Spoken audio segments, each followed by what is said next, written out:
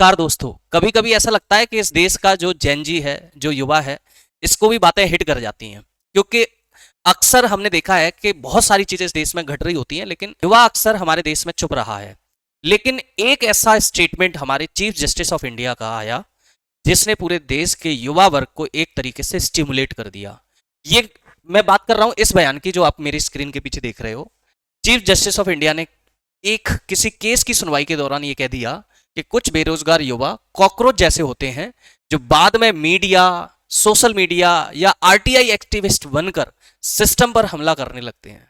ये कोई छोटी मोटी बात नहीं थी। आप इस देश के युवा वर्ग को, यानी जहां करोड़ों की जनसंख्या हमारे देश में युवाओं की है और जहां बेरोजगारी अपने चरम पर है, उस समय आप इस देश के युवा से इस तरीके की बात बोलोगे तो जाहिर है इसकी प्रतिक्रिया आपको देखने को मिलेगी। और यह प्रतिक्रिया इस बार इतनी भयानक होकर निकली है कि जब इन्होंने कॉकरोच बोल दिया युवा को, तो इसी देश के युवाओं ने एक कॉकरोच जनता पार्टी बना डाली। और यह कॉकरोच जनता पार्टी का चमत्कार देखिए, 5 दिन के अंदर यहां पर 5 मिलियन से ज्यादा फॉलोअर्स इस पार्टी के बन गए। क्या मतलब, हद ही हो गई। एक ऐसी पार्टी जिसका कोई अपना अस्तित्व नहीं है, ये बस एक सोशल मीडिया प्लेटफॉर्म पर ये युवाओं की अपनी भड़ास है जो कॉकरोच कहने के बाद ये निकल के आई है। इसमें युवाओं का मानना है कि भाई हम लोग अगर कॉकरोच हैं तो इस देश के अंदर जो दीमक लगी हुई है, जो नेताओं ने इस तंत्र को जो सड़ा दिया है, उसके बारे में कभी चीफ जस्टिस ऑफ इंडिया ने क्यों नहीं बोला। हालत तो यह है कि इस समय ये जो कॉकरोच जनता पार्टी है, ये पूरी तरीके से सोशल मीडिया पर तहलका मचाए हुए है। इस पार्टी में जितने भी लोग जुड़ रहे हैं वो ज्यादातर सब युवा हैं, बेरोजगार हैं। अब इन्होंने अपना एक मैनिफेस्टो भी बना दिया इस पार्टी का। जाहिर है कोई पार्टी होती है तो वो या तो चुनावों में जाती है, राजनीतिक गतिविधियां करती है और उसके अपने कुछ मैनिफेस्टो होते हैं। तो यहां पे भी इनका मैनिफेस्टो देखने को मिला है जो अपने आप में बहुत ज्यादा देखने पढ़ने लायक है। देखिए, समझिए।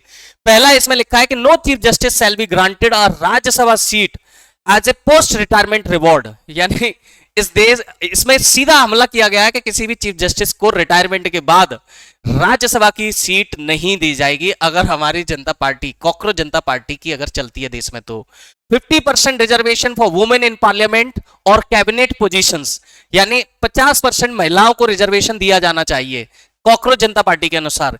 Cancellation of media license owned by Adani group and the Reliance industries, यानी ये जो अडानी और अंबानी, ये जो दो नाम आते हैं, इनके थ्रू जो मीडिया हाउसेस चलाए जा रहे हैं, इन पर पूरी तरीके से बैन होना चाहिए, कैंसिल होने चाहिए ये सारे मीडिया हाउसेस।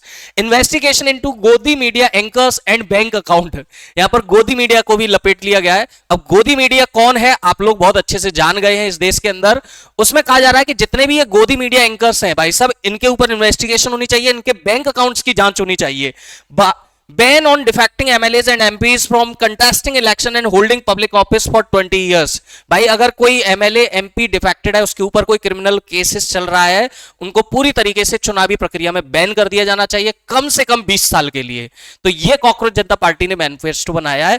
और कॉकरोच जनता पार्टी सिर्फ युवाओं की पार्टी है, बेरोजगार लोगों की पार्टी है, और ये एक सोशल मीडिया प्लेटफॉर्म पर ही ये अभी पार्टी उतरी हुई है, मैदान में नहीं है।